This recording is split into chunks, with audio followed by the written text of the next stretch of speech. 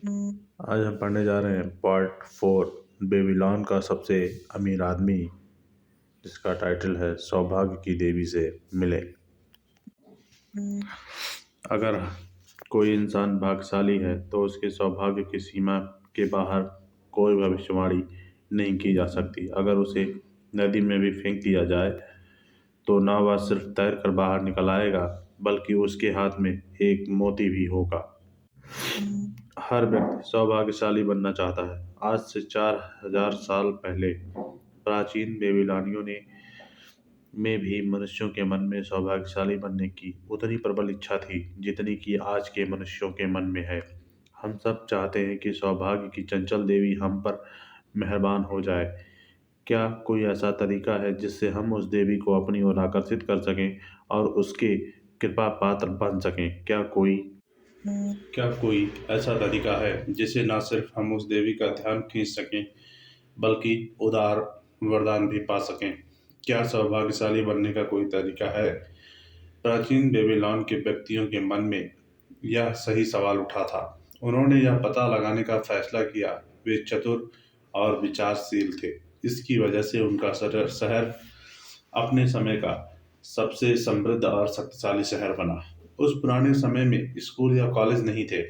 बहरहाल बेबीलोन में ज्ञान का एक केंद्र था, और वह सैद्धांतिक नहीं बल्कि बहुत व्यवहारिक था। बेबीलोन की ऊंची इमारतों में एक इमारत सम्राट के महल, हैंगिंग गार्डन्स और देवी देवताओं के मंदिर जितनी महत्वपूर्ण थी। आपको इतिहास की पुस्तकों में इसका बहुत कम जिक्र मिलेगा। इस बात की बहुत संभावना है कि आपको इसका जिक्र मिलेगा ही नहीं। बहरहाल इस इमारत का उस युग के चिंतन पर बहुत प्रबल असर हुआ था। यह इमारत ज्ञान का मंदिर थी। जहाँ स्वयं सेवी शिक्षक ज्ञान प्रदान करते थे। यह सार्वजनिक रुचि के विषयों पर खुले मंच पर विचार विमर्श होता था। इसकी दीवारों के भीतर सभी व्यक्ति बराबर होते थे। सबसे गरीब सेवक भी अपने तर्कों से शाही घराने के राजकुमार के विचार को गलत साबित कर सकता था। ज्ञान के मंदिर में कई लोग नियमित रूप से जाते थे। इनमें से एक अरकाद नामक बुद्धिमान आदमी था, जिसे बेबीलोन का सबसे अमीर आदमी कहा जाता है। उसका अपना विशेष हॉल था, जहां लगभग हर शाम को बहुत से लोग रोचक विषयों पर चर्चा और बहस करने के लिए इकट्ठे होते थे। इन लोगों में कुछ वृद्ध, कुछ युवा भी थे, परंतु अधिकांश अधेड़ थे।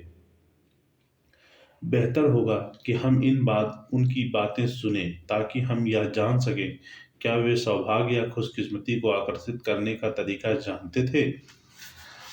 जब अरकाद अपने मंच पर आया तो सूरज रेगिस्तानी धूल की धुंध के बीच आग की बड़ी लाल गेंद की तरह चमकते हुए अभी अभी डूबा था। 80 लोग उसके आने का इंतजार कर रहे थे और फर्श पर बिछे कालीनों पर बैठे हुए थे। बाकी लोग आते जा रहे थे। अरकाद ने पूछा, आज शाम हम किस विषय पर चर्चा करेंगे? थोड़े संकोच के बाद कपड़े बुनने वाले एक लंबे व्यक्ति ने खड़े होकर कहा, मैं चाहता हूं कि किसी एक ऐसे खास विषय पर चर्चा हो, परंतु मैं इसे बताने में डरता हूं। अरकाद की कहीं यह आपको, मेरे मित्रों को मूर्खतापूर्ण ना लगे।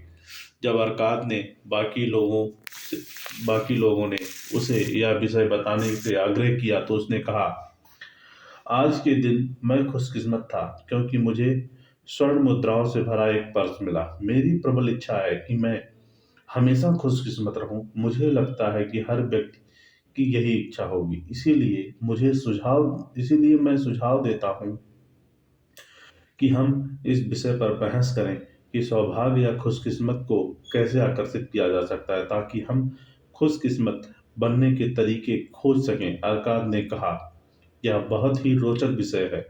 इस विषय पर हमें चर्चा करना ही चाहिए। कुछ लोगों को अच्छी किस्मत का मतलब संयोग या कोई अकस्मात घटना होती है, जो बिना किसी उद्देश्य या कारण के हो सकती है। बाकी लोगों को यह विश्वास होता है कि हमारी खुशकिस्मती हमारी सबसे उदार देवी अष्टर की कृपा पर निर्भर है, जो उन लोगों को उदारता पूर्वक पुरस्कार देती है, जो खुश करते हैं। मित्रों, आप लोगों की क्या राय है?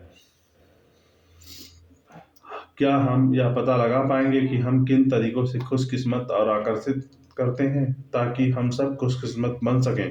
हाँ हाँ, बहुत बढ़िया रहेगा, लोगों ने कहा। हाँ हाँ, बहुत बढ़िया रहेगा, उत्सुक श्रोताओं के बढ़ते समूह ने जवाब दिया। इस पर अरकाद ने आगे कहा, चर्चा शुरू करने से पहले आप लोग मुझे बताएं कि आप में से किन लोगों को हमारे मित्र कपड़ों के की तरह बुन बुनकर की तरह अपने अनुभव हुए हैं, जो बिना कोशिश किए बहुमूल्य खजाने या रत्न मिले हों। एक चुप्पी छा गई। सबने एक दूसरे की तरफ देखा, परंतु कोई भी कुछ नहीं बोला। अरकाद ने पूछा, ऐसा क्या और किसी के साथ नहीं हुआ? फिर तो इस तरह की खुशकिस्मती बहुत ही दुर्लभ होगी। अब आप में से कोई यह सुझाव दे कि हम अपनी खोज कहाँ से शुरू करें। अच्छे कपड़े पहने हुए एक युवक ने कहा, मैं बताता हूँ। जब कोई व्यक्ति खुशकिस्मत के बारे में बात करता है तो यह स्वाभाविक नहीं है कि उसके विचार जुए की टेबल की ओर मुड़े। क्या वहाँ हम ऐसे लोग से नहीं मिलते जो जीतने के लिए देवी की कृपा चाहते हैं? उसके बैठने के बाद एक आवाज सुनाई दी, रुको मत, अपनी बात पूरी करो। हमें बताओ, क्या जुए की टेबल पर देवी ने तुम पर कृपा की थी? क्या क्यूब में लाल हिस्सा ऊपर आया था और तुमने जुए घर के मालिक से ढेर सारा धन जीत लिया था? या फिर क्यूब का नीला हिस्सा ऊपर आया था, जिससे जुए घर का मालिक तुम्हारा मेहनत से कमाया धन बटोर कर ले गया था? युवक ने हंसकर जवाब दिया, मुझे यह स्वीकार करने में कोई संकोच नहीं है कि सौभाग्य की देवी को तो शायद यह मालूम ही नहीं था कि मैं वहां पर था, परंतु आप में से बाकी लोगों के साथ तो ऐसा हुआ होगा। क्या आपने पाया है कि देवी ऐसी जगहों पर जहां आपका इंतजार कर रही थी और क्यूब के फायदे के लिए पलट रही थी? या हम यह सुनने और सीखने के लिए उत्सुक हैं। अरकाद ने कहा, बहुत ही समझदारी पूर्ण शुरुआत है। हम यहाँ पर हर प्रश्न के सभी पहलुओं पर विचार विमर्श करने के लिए इकट्ठा हुए हैं। जुए की टेबल को नजरअंदाज करना अधिकांश लोगों को उस प्रबल भावना को नजरअंदाज करना है जिसमें व्यक्ति कुछ चांदी के सिक्के दांव पर लगाने के बाद ढेर सारी स्वर्ण मुद्राएं जीतने की आशा करता है। एक अन्य श्रोता ने कहा, इसीलिए मुझे कल की घुड़दौड़ की याद आ गई। अगर सौभाग्य की देवी जुए घर में मिल सकती है तो निश्चित रूप से वह घुड़दौड़ को भी नजरअंदाज नहीं करती होगी, जहां सजे हुए रथ पर तेज गति से दौड़ते घोड़े बहुत ज्यादा रोमांच प्रदान करते हैं। हमें ईमानदारी से बताएं, अरकाद की क्या उसने आपके कान में धीरे से यह फुसफुसा दिया था कि आप कल 99 के भूरे घोड़ों पर अपना दांव लगाएं? मैं आपके ठीक पीछे ही खड़ा था, और जब मैंने सुना कि आप उन भूरे घोड़ों पर दांव लगा रहे हैं तो मुझे अपने कानों पर यकीन नहीं हुआ। हम सब जानते हैं, जिनमें आप भी शामिल थे, कि निष्पक्ष दौड़ से में पूरे एसीरिया में कोई भी घोड़ा हमारे प्रिय घोड़ों को नहीं हरा सकता था। क्या देवी ने आपके कान में चुपके से कह दिया था कि भूरे घोड़ों पर दांव लगा दो, क्योंकि आखिरी चक्कर में अंदर वाला काला घोड़ा लड़खड़ा गया, जिससे हमारे घोड़ों के राह में बाधा आ गई और भूरे घोड़े रेस जीत गए, हालांकि वे इस योग्य नहीं थे? अरकाद ने इस ठिठोली पर मुस्कुराते हुए कहा, हमारे पास यह महसूस करने का क्या कारण कि सौभाग्य की देवी घुड़दौड़ों में किसी व्यक्ति के दांव में इतनी रुचि लेंगी? मेरे लिए वह प्रेम और गरिमा की देवी है, जो जरूरतमंद लोगों की मदद करती है और योग्य लोगों को पुरस्कार देती है। मैं जुए घर या घुड़दौड़ में उनकी तलाश नहीं करता, जहां ज्यादातर लोग धन कमाने के बजाय गंवाते हैं। इसके बजाय मैं दूसरी जगहों पर उनकी तलाश करता हूँ, जहां इंसानों के काम ज्यादा महत्वपूर्ण और पुरस्कार के योग्य होते हैं। चाहे खेती हो या ईमानदारी से किया जाने वाला व्यवसाय,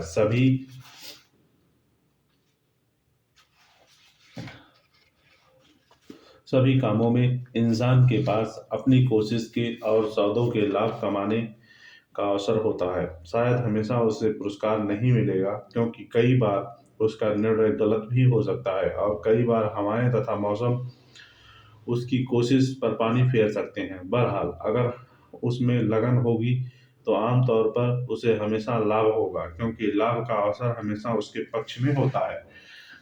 परंतु जब कोई व्यक्ति जुए की टेबल पर जुआ खेलता है तो स्थिति उल्टी होती है। यहाँ पर लाभ का अवसर हमेशा जुए घर के मालिक के पक्ष में होता है। जुआ इस तरह से खिलाया जाता है ताकि वह हमेशा मालिक के पक्ष में रहे।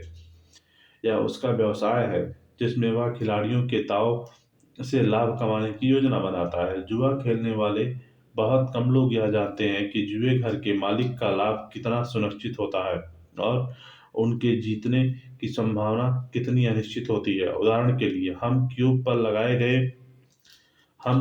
लगाए गए दावों के बारे में विचार करें। जब इसको फेंका जाता है जब इसको फेंका जाता है तो इसमें तो हम इस बात पर दांव लगाते हैं कि कौन सा हिस्सा सबसे ऊपर आएगा। लाल हिस्सा आने पर जुए घर का मालिक हमें दांव पर लगे धन का 4 गुना देगा। परंतु अगर बाकी 5 हिस्सों में से कोई भी हिस्सा ऊपर आता है तो हम अपने दांव पर जो पैसा लगाया हुआ है वह डूब जाएगा। इस तरह से हर दांव पे हारने की संभावना 5 गुनी है। चूं परंतु चूंकि मालिक जीतने पर सिर्फ 4 गुना पैसा देता है, इसीलिए हमारे जीतने की संभावना 4 गुनी है।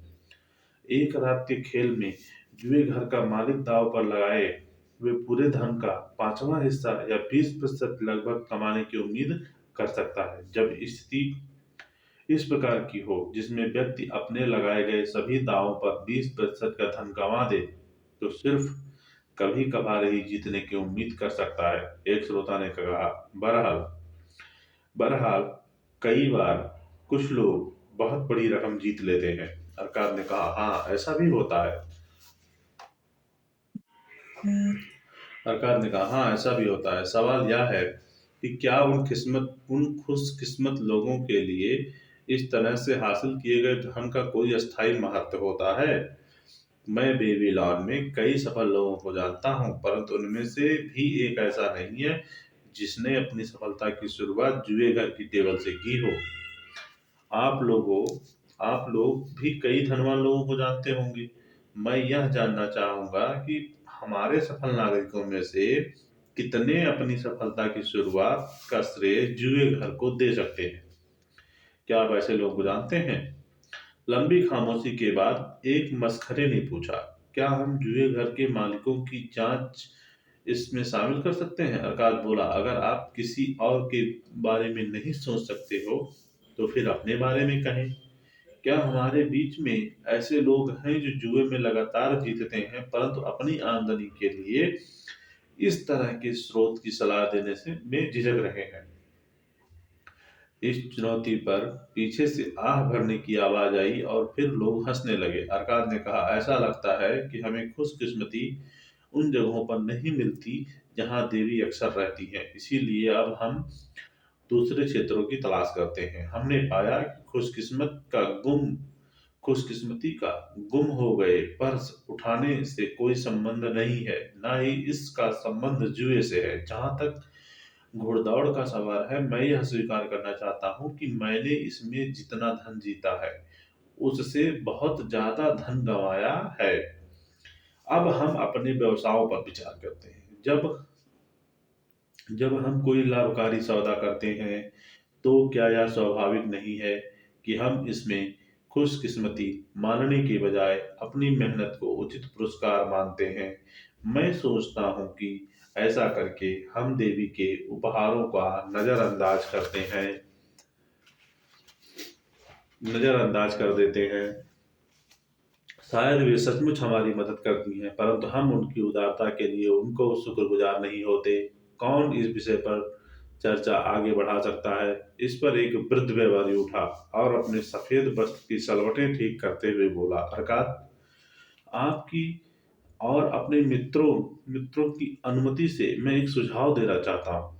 जैसा आपने कहा कि अगर हम अपने व्यापार की सफलता के लिए अपनी मेहनत और योग्यता को श्रेय देते हैं, तो उन सफलताओं और बहुत लाभदायक चीजों के बारे में क्यों ना सोचें, जो हमें लगभग मिलने वाली थी तो आखिरी मिनट पर नहीं मिली। अगर सचमुच हो जाती तो वे खुशकिस्मत और दुर्लभ उदाहरण होती। चूंकि वे पूर्ण नहीं हो पाई, इसीलिए हम अपना उचित पुरस्कार नहीं मान सकते। निश्चित रूप से यहाँ बैठे कई लोग इस तरह का अनुभव बता सकते हैं। अरकाद ने सहमत होते हुए कहा, यह समझदारी भरा सुझाव है। खुशकिस्मत आप में से कितनों की मुट्ठी में थी, परंतु आखिरी मिनट फिसल गई। कई हाथ उठे, जिनमें उस व्यापारी का हाथ भी था। अरकाद ने उसे बोलने का मौका दिया। चूंकि आपने ही यह सुझाव दिया, इसीलिए हम सबसे पहले आपके मुख मुंह से इसके बारे में सुनना चाहेंगे। व्यापारी ने कहा, मैं खुशी खुशी अपने जीवन की एक घटना बताऊंगा।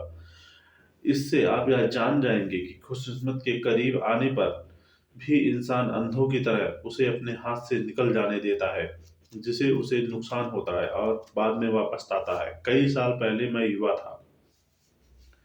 मेरे कुछ समय पहले ही शादी हुई थी। उन दिनों मैं कमाना शुरू कर रहा था। एक दिन मेरे पिताजी पास आए और उन्हें जोर देकर मुझसे कहा कि मैं एक योजना में अपने धन को निवेश कर दूं। उनके एक अच्छे मित्र के पुत्र ने भूमि का एक खाली टुकड़ा देखा था, जो हमारे शहर के बाहरी दीवारों से ज्यादा दूर नहीं था। वह टुकड़ा नहर के काफी ऊपर था और वहां पानी नहीं पहुंच सकता था। मेरे पिता के मित्र के पुत्र ने एक योजना बनाई थी कि वह इस जमीन को खरीद लेगा, बैलों द्वारा चलने वाले 3 बड़े राहट बनाएगा और इस तरह से जीवनदायी पानी को उपजाऊ भूमि तक पहुंचाएगा। उसकी योजना यह थी कि ऐसा करने के बाद को उस जमीन के प्लाट काट देगा और शहर के नागरिकों को सब्जी उगाने के लिए बेच देगा। मेरे पिता के मेरे पिता के मित्र के पुत्र के पास इस काम के लिए पर्याप्त धन नहीं था। मेरी तरह उसकी आमदनी भी सामान्य थी। उसके पिता भी मेरे पिता की तरह ही बड़े परिवार और कम संसाधनों वाले थे। इसीलिए उसने कुछ लोगों को अपना पार्टनर बनाने का फैसला किया। उसे 12 लोगों की जरूरत थी, जिनमें से हर एक कमाता हो और वह अपनी कमाई का 10वां हिस्सा उस अभियान में तब तक देने के लिए सहमत हो जब तक कि जमीन बिकने के लिए तैयार ना हो जाए। योजना यह थी कि जमीन बिकने के बाद सब लोग अपने निवेश के अनुपात में लाभ को आपस में बांट लेंगे। मेरे पिता ने मुझसे कहा, बेटे अभी तुम जवान हो। मेरी यह प्रबल इच्छा है कि तुम अपने बहुमूल्य जायदाद बना लो, ताकि लोग तुम्हारा सम्मान करें। अपने पिता की नासमझी और गलतियों के ज्ञान से लाभ उठाओ। मैंने जवाब दिया, मेरी यह प्रबल इच्छा है, तो मैं तुम्हें यह सलाह देता हूँ, वह करो जो मुझे तुम्हारी उम्र में करना चाहिए था। अपनी आमदनी के 10वें हिस्से के लाभकारी निवेशों के लिए अलग रख दो। अपनी आमदनी के 10वें हिस्से और इससे मिलने वाले ब्याज की मदद से मेरी उम्र तक पहुंचने से पहले तुम बहुमूल्य जायदाद बना सकते हो। पिताजी, आपने बहुत समझदारी की बात कही है। मैं अमीर बन जाता हूँ, परंतु मेरी आमदनी के साथ बहुत से खर्चे भी जुड़े हुए हैं। इसीलिए मैं आपके सुझाव पर अमल करने से झिझक रहा हूँ। मैं अभी जवान हूँ, अभी मेरे पास बहुत समय है। तुम्हारी उम्र में मैंने भी यही सोचा था, परंतु देखो साल गुजरते चले गए और मैं शुरुआत भी नहीं कर पाया। अब जमाना बदल गया है पिताजी, मैं आपकी गलतियों से बचूंगा। अवसर तुम्हारे सामने खड़ा है बेटा। यह तुम्हें एक मौका यह तुम्हें एक ऐसा मौका दे रहा है जो दौलत की ओर ले जा सकता है। यही कहने कहना है बस तुमसे यही कहना है, देर मत करो। कल सुबह ही मेरे मित्र के पुत्र के पास जाओ और उससे यह सौदा कर लो कि यह निवेश तुम अपनी 10% आमदनी लगाओगे। तत्काल कल सुबह चले जाना। अवसर किसी का इंतजार नहीं करता। आज यह सामने होता, परंतु कल दूर चला जाता है। इसीलिए देर मत करो। अपने पिता की सलाह के बावजूद मैं झिझकता रहा। पूर्वी देशों के व्यापारी नए सुंदर वस्त्र लाए थे, जो इतने आकर्षक और बढ़िया लग रहे थे कि मैंने और मेरी पत्नी ने महसूस किया या उन्हें खरीद लेना चाहिए। अगर मैं उस अभियान में अपने 10% आमदनी का निवेश करने के लिए तैयार हो जाता, तो हम उन वस्त्रों को नहीं खरीद पाते और कई अन्य आनंदों से भी वंचित रह जाते जिन्हें हम बहुत चाहते थे। मैंने निर्णय लेने में तब तक देर लगाई जब तक कि बहुत देर नहीं हो गई। बाद में मैं इस पर बहुत पछताया। वह अभियान उम्मीद से ज्यादा फायदेमंद साबित हुआ। मेरी कहानी यह बताती है कि मैंने किस तरह से खुशकिस्मती को अपने पास से निकल जाने दिया। रेगिस्तान से आए एक सांवले आदमी ने कहा, इस कहानी में हम देखते हैं कि खुशकिस्मती उस व्यक्ति के पास आती है जो अवसर को स्वीकार करता है। जहाज बनाने के लिए हमेशा एक शुरुआत करनी पड़ती है। शुरू में यह सोने या चांदी के कुछ सिक्कों तक सीमित होती है, जिन्हें इंसान अपने आमदनी से बचाकर अपना पहला निवेश करता है। मैं खुद मवेशियों का मालिक हूँ। मवेशी पालने की शुरुआत मैंने बचपन में ही कर दी थी, जब मैंने चांदी के एक सिक्के से एक बिछिया खरीदी थी। चूंकि मेरी यह दौलत की शुरुआत थी, इसीलिए मेरे लिए यह बहुत महत्वपूर्ण थी। पहली शुरुआत के बाद जायदाद बनाने खुशकिस्मती से हर इंसान के बूते की बात है। पहला कदम बहुत महत्वपूर्ण है। इस कदम को उठाने के बाद इंसान मेहनत से धन कमाने वाले व्यक्ति के बजाय अपने निवेश से लाभ कमाने वाले व्यक्ति में बदल जाता है। सौभाग्य से कुछ लोग कम उम्र में ही कदम उठा लेते हैं। इसी वजह से वे आर्थिक क्षेत्र में उन लोगों से ज्यादा सफल हो जाते हैं जो यह कदम बाद में उठाते हैं। मैं उन दुर्भाग्यशाली लोगों से बहुत ज्यादा सफल हूँ जो यह कदम कभी नहीं उठाते। ऐसा इस व्यापारी के पिता के साथ हुआ। अगर मेरे व्यापारी मित्र ने अवसर सामने आने पर अपनी जवानी में यह कदम उठा लिया होता, तो आज उसे दुनिया का बहुत सी अच्छी चीजों का वरदान मिला होता। अगर हमारे हमारे बुनकर मित्र ने उस समय यह कदम उठा लिया होता, तो आज उसके पास काफी दौलत होती। दूसरे देश से आए एक अजनबी ने खड़े होकर कहा, धन्यवाद, मैं भी कुछ बोलना चाहूंगा। मैं सीरिया का हूँ। मैं आपकी भाषा अच्छी तरह नहीं बोल पाता हूँ। मैं इस व्यापारी मित्र को एक नाम से पुकारना चाहता हूँ। शायद आप सोचेंगे कि मैं यह शालीन नाम नहीं है, परंतु मैं फिर भी उसे उस नाम से पुकारना चाहता हूँ। परंतु मुझे आपकी भाषा का वह शब्द नहीं मालूम। अगर मैं सीरिया की भाषा में बोलूं तो आप उसे समझ नहीं पाएंगे। इसीलिए मेरे मित्रों, मुझे बताएं कि आप उस आदमी को क्या कहते हैं जो अपने फायदेमंद साबित होने वाले कामों को भी टालता रहता है। एक आवाज आई, टाल मटोल करने वाला। वही सीरिया के निवासी ने अपने हाथों को रोमांच से लहराते हुए, जब अवसर आता है तो वह उसे स्वीकार नहीं करता, वह इंतजार करता है। वह कहता है, मेरे सामने कभी बहुत बड़ा काम पड़ा है, मैं धीरे धीरे अब यह काम करूंगा। अवसर इस तरह ढीले आदमी का इंतजार नहीं करेगा। अवसर सोचता है कि अगर इंसान खुशकिस्मत बनना चाहता है तो उसे तत्काल कदम उठाना चाहिए। अवसर सामने आने पर जो व्यक्ति तत्काल कदम नहीं उठाता, वह हमारे व्यापारी मित्र की तरह टाल मटोल करने वाला होता है। व्यापारी उठकर खड़ा हुआ और सिर झुकाकर लोगों की हंसी पर प्रतिक्रिया करते हुए बोला, अजनबी, आप हमारे मेहमान हैं। मैं आपकी प्रशंसा करता हूँ जो आपने सच्ची बात बोलने में जरा भी हिचक नहीं दिखाई।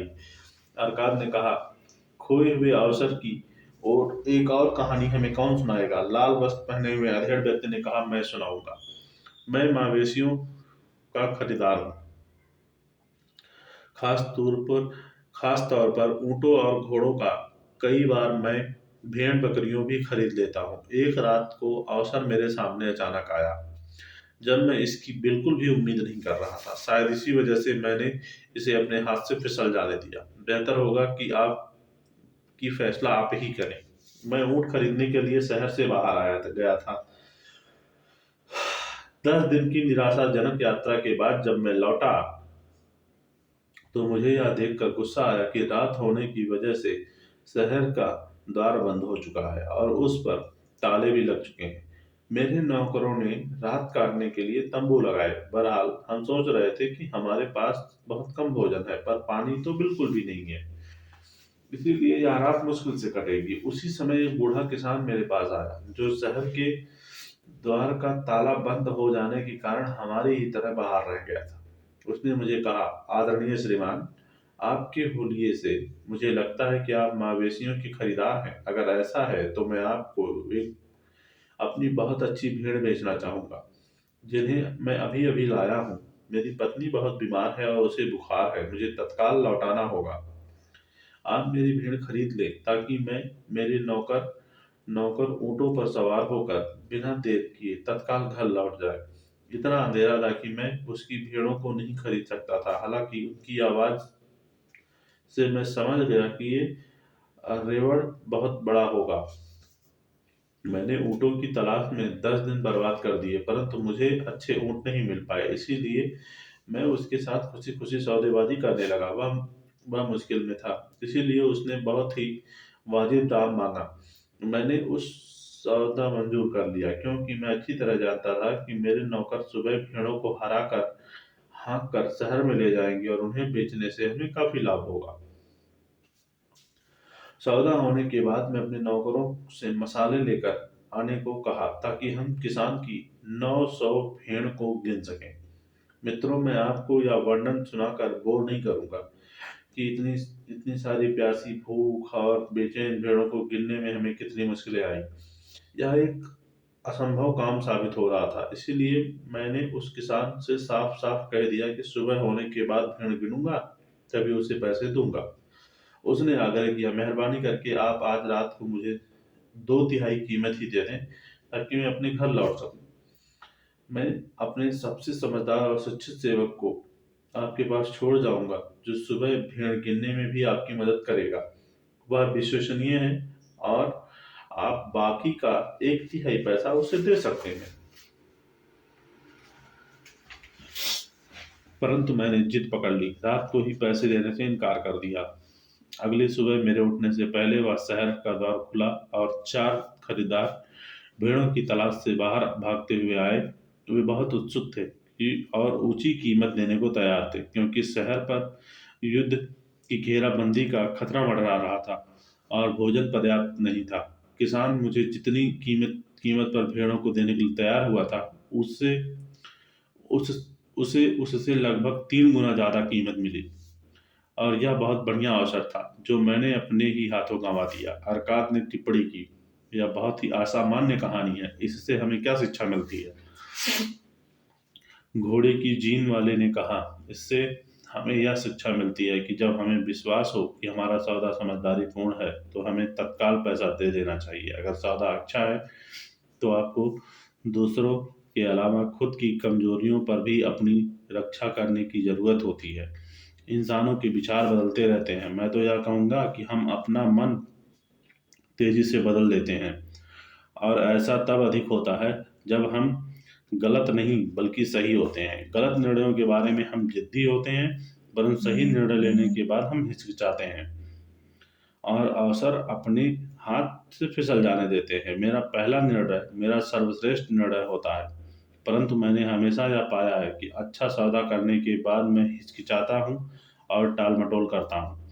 इसीलिए अपनी कमजोरी से बचने के लिए मैं तत्काल उस सौदे का बयाना दे देता हूँ। इससे मैं खुशकिस्मती के अवसरों को गंवाने के पश्चाताप से बच जाता हूँ। सीरिया के निवासी ने एक बार फिर खड़े होकर कहा, धन्यवाद। मैं एक बार फिर बोलना चाहता हूँ कि ये कहानी लगभग एक सी है। हर बार अवसर एक ही के कारण दूर भाग जाता है। हर बार टाल मटोल करने वाले के पास आता है और यह अच्छी योजना पेश करता है। हर बार टाल मटोल करने वाला हिचकिचाता है और वह नहीं कहता कि अभी अच्छा समय है, मैं यह काम तत्काल कर लेता हूँ। इसके बजाय वह टाल मटोल करता रहता है। आदमी इस तरह सफल कैसे हो सकता है? खरीदार ने कहा, अपने समझदारी खरीदार ने अपनी समझदारी से खुशकिस्मती इन दोनों की कहानियों में टाल मटोल करने के कारण दूर भाग गई थी। बहरहाल यह असामान्य नहीं है। टाल मटोल करने की प्रवृत्ति सब में होती है। हम दौलत चाहते हैं, परंतु जब हमारे सामने अवसर आता है तो टाल मटोल की प्रवृत्ति के कारण हम उसे तत्काल स्वीकार नहीं करते और इस तरह हम अपने सबसे बड़े दुश्मन बन जाते हैं। अपनी जवानी में टाल मटोल शब्द को नहीं जानता था, जो हमारे सीरिया के मित्र को इतना पसंद आया था कि मैं पहले तो सोचता था कि मेरे गलत निर्णयों के कारण मेरे हाथ से कई लाभदायक सौदे निकल गए। बाद में मैंने अपने जिद्दी स्वभाव इसके लिए इसलिए दोष दिया। बहरहाल अंत में मुझे सच्चाई पता चल गया। मैंने जान लिया कि जब मुझे काम करना चाहिए था, जब मुझे तत्काल निर्णायक काम करना चाहिए था, तब मैं अनावश्यक रूप से देर करता रहा। जब मुझे सच्चाई पता चली तो मुझे बहुत चिढ़ हुई। जंगली खच्चर को किसी रथ में जोतने पर बहुत कट हो जाता है, उतनी ही कटुता से मैंने अपनी सफलता के इस दुश्मन से अपनी पीछा छुड़ाया। धन्यवाद। अब मैं अपने व्यापारी मित्र से एक बड़ा सवाल पूछना चाहता हूँ। आप अच्छे कपड़े पहनते हैं, आपके कपड़े गरीबों जैसे नहीं हैं, आप सफल व्यक्ति की तरह बोलते हैं। हमें बताएं, जब टाल मटोल आपके कानों में कुछ कहती है तो क्या आप अब भी उसकी बात सुनते हैं? व्यापारी ने जवाब दिया। खरीदार मित्र की तरह मुझे भी टाल मटोल को पहचानना और जीतना पड़ा। मेरी यह मेरी दुश्मन थी, मुझे हमेशा मेरी सफलताओं में बाधा डालने की ताक में रहती थी। मैंने जो कहानी सुनाई, उस तरह के बहुत से उदाहरण हैं जिनके द्वारा मैं बता सकता हूँ कि टाल मटोल की वजह से मेरे अवसर किस तरह दूर चले गए। एक बार समझ लेने के बाद टाल मटोल जीतना मुश्किल नहीं होता। कोई भी व्यक्ति स्वेच्छा से चोरों को अपना अनाज चुराने नहीं देता है, ना ही कोई व्यक्ति शत्रुओं को अपने ग्राहकों को दूर भगाने से का छूट देता है, क्योंकि इससे उसका मुनाफा कम हो जाएगा। जब मैंने यह पहचान लिया कि मेरा दुश्मन इस तरह काम कर रहा है, तो मैंने संकल्प के साथ उस पर विजय पाई। अगर कोई व्यक्ति बेबीलोन की प्रचुर दौलत में हिस्सेदार बन जाता है, तो सबसे पहले उसे अपनी टाल मटोल की भावना पर विजय पानी होगी। अर्थात आप क्या कहते हैं? चूंकि आप बेबीलोन के सबसे अमीर व्यक्ति हैं, इसीलिए कई लोग कहते हैं कि आप सबसे ज्यादा खुशकिस्मत व्यक्ति हैं। क्या आप मेरी इस बात से सहमत हैं कि कोई भी आदमी जब तक टाल मटोल की भावना को पूरी तरह नष्ट नहीं कर देता, तब तक वह बड़ी सफलता नहीं पा सकता? अरकाद ने स्वीकार किया। जैसा आप कहते हैं, बिल्कुल बिल्कुल वैसा ही है। मेरे लंबे जीवन में मैंने कई पीढ़ियों को व्यवसाय, विज्ञान और ज्ञान के उन क्षेत्रों में आगे बढ़ते देखा है जो जिंदगी में सफलता की राह पर ले जाते हैं। अवसर उन सब लोगों के पास आए थे। बहरहाल कुछ ने अपने सामने आए अवसरों का लाभ उठाया और अपनी गहनतम इच्छाओं की संतुष्टि की और आगे बढ़ते रहे, परंतु अधिकांश लोग झिझके, लड़खड़ाए और पीछे रह गए। अरकात कपड़े अरकात कपड़े को बुनकर की ओर मुड़ा। आपने ही यह सुझाव दिया था कि हम खुशकिस्मत पर बहस करेंगे। अब आप इस बारे में क्या सोचते हैं? अब मैं खुशकिस्मती को एक अलग रोशनी से देख रहा हूँ। मैंने सोचा था कि खुशकिस्मत होने के लिए इंसान को कोई कोशिश नहीं करनी पड़ती। अब मुझे यह एहसास हो गया है कि इंसान बिना कुछ किए खुशकिस्मत खुशकिस्मत अ,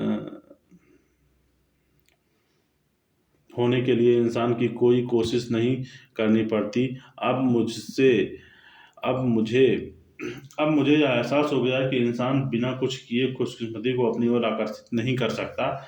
इस चर्चा से मैंने सीखा है कि खुशकिस्मती को आकर्षित करने के लिए अवसरों का लाभ उठाना जरूरी है। मैं अपने सामने वाले अवसरों का अधिकतम लाभ उठाने की कोशिश करूंगा, अरकात ने जवाब दिया।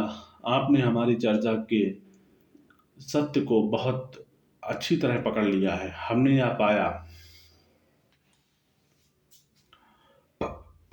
पाया कि खुशकिस्मत अवसरों के पीछे भागती है, या शायद ही कभी किसी दूसरे रूप में आती है।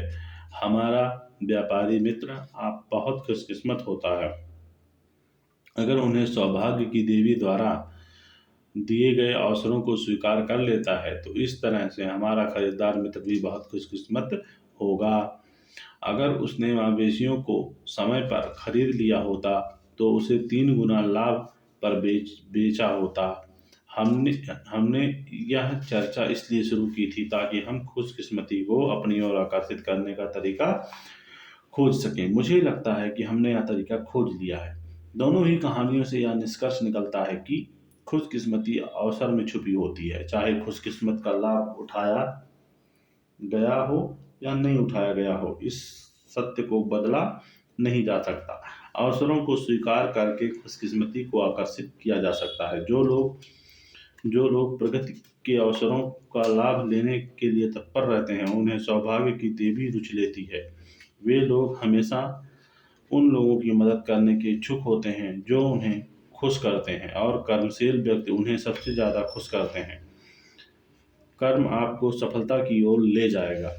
कर्म आपको सफलता की ओर ले जाएगा। सौभाग्य की देवी कर्मशील व्यक्तियों पर